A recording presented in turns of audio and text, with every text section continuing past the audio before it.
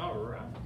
7.1, force, work, and machines. As always, the topic of machines works really well when the students can get hands-on. We can talk about increasing the distance, decreasing the force is all we want, but this type of experiment really puts it in the kids' hands and they can feel that difference that things do. So this one's about ropes and pulleys. The kit's pretty basic. You just got the screw here, and the lab says to attach 4 of your weight sets there at the bottom so that you got a nice weight, and you can just make it even there. The pulley system comes in 2 parts. The one with the screw goes up top, it's opened, and the closed one goes down below.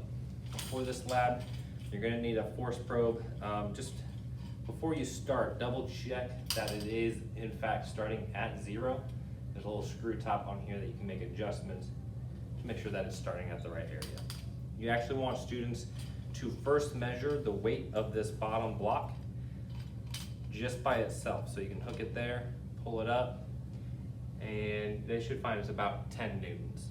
And you'll want that because that's going to be your output force. That's what's being lifted up, and your input force is whatever's being pulled down with the string. So use this to measure that, and that's your output force for the rest of the lab. The other thing that you got for this lab, and this is kind of the tricky bit, but I'll give you some tips and tricks. You've got the bag that's got the long yellow string, and at the very end should still be clipped a couple of the rope clips.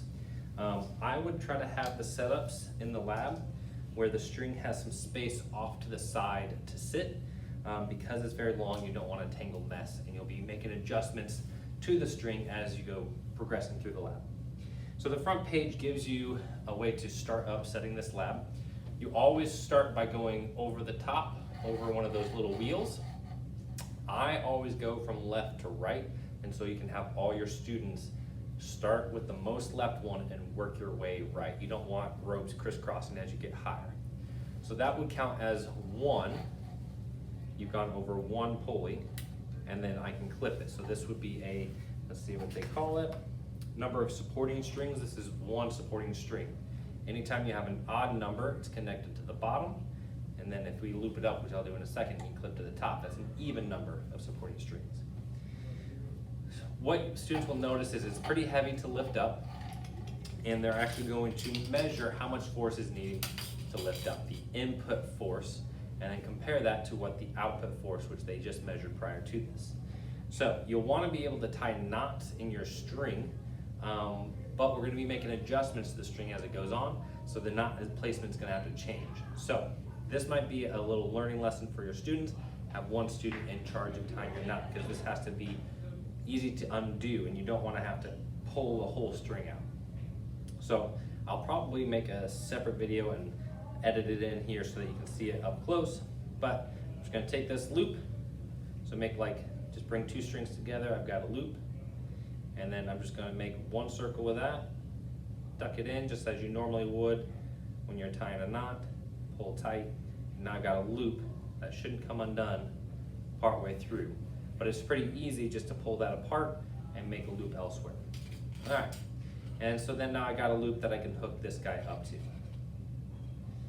Okay, when you pull down, before you do any pulling, these stands, if you're not pulling directly on one of the axes, which mine is a little bit off, sometimes the way that this is tightened on there, you don't get the choice.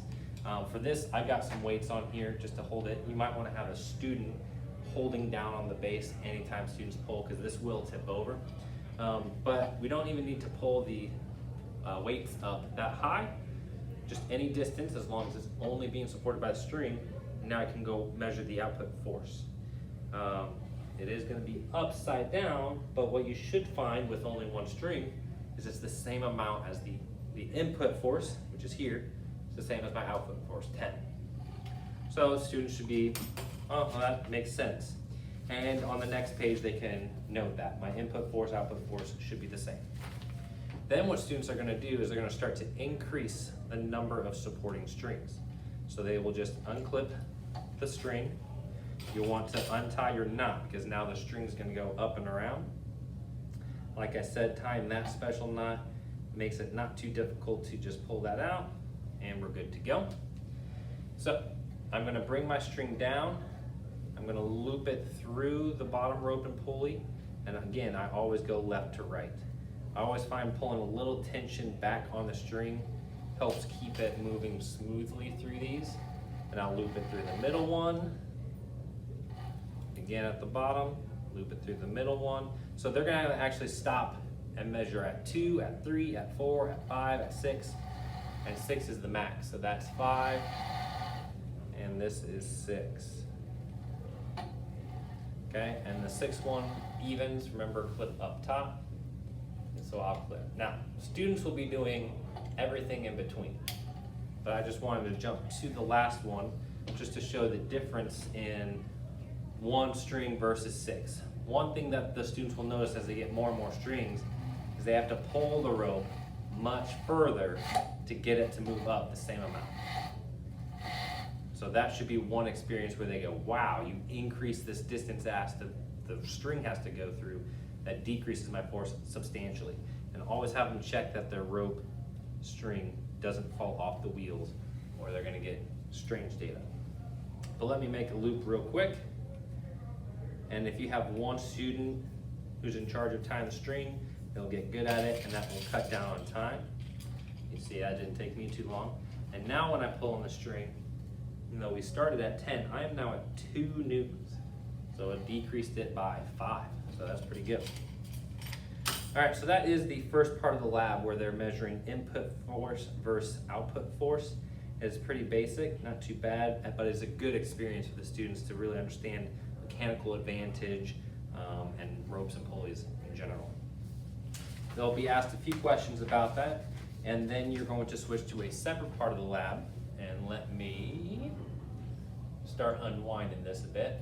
The next part is looking at the distance. So the students saw how the force could be changed, but what happens to the distance? And I kind of, okay, sorry for the jump cut there. Apparently my storage ran out mid-video, and so I lost some of the footage, didn't record it. But good thing is I was just wrapping up part 1 going into part 2. So I'm going to jump to part 2 where now they're going to be looking at the distance that the rope travels and do it from there. I've already got this hooked up with the 6 strings that are connecting the 2. So we'll go ahead and focus on that, but the students will do the same thing and go through each string layer and see what the distance is. So it's important to know what are your input distance and output distance. If you recall, your output force was the force of just this here, and they measured that there. Your input force was what you were pulling on the string. So the same thing is going to apply here. My input distance is the distance this guy moves going up, and my output distance, matches my output force. So it's my output distance is how far this moves. My input distance is what I do, how far I move the rope. Okay? There's 2 tricks to making sure that your input distance and output distance are measured easily. For your output distance, this distance here, I put a piece of tape on the stand and I put a piece of tape on my pulley system here, and I drew a line in the middle of them so the students just have to lift it until they match. And the students can measure that distance and you'll be consistent on every trial. Your output distance, it recommends that the 2 little, I forget the names of them, that black piece that goes on the, I think it's a string clamp.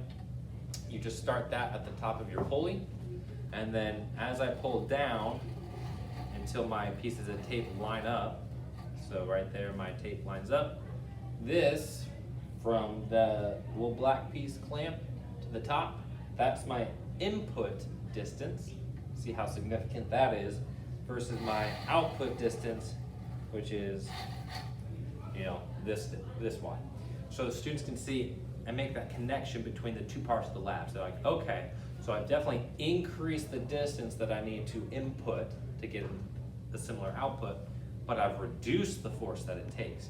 And so there's always a trade-off. There's no such thing as making things completely easier. And when you get into work, they'll find out that it's the same amount of work. You've just traded off your force and distances. Okay, that was pretty much the part of the video that got cut off. After they made that connection, they got questions and answers that they need to work on. But I love this lab because it gets the concept of simple machines and mechanical advantage into their hands. They can feel the difference, Trust me, when you do this, you feel how easy this is compared to one string, and they can see with that distance. So it really makes it real for them moving forward. So that is investigation 7.1. Thank you very much.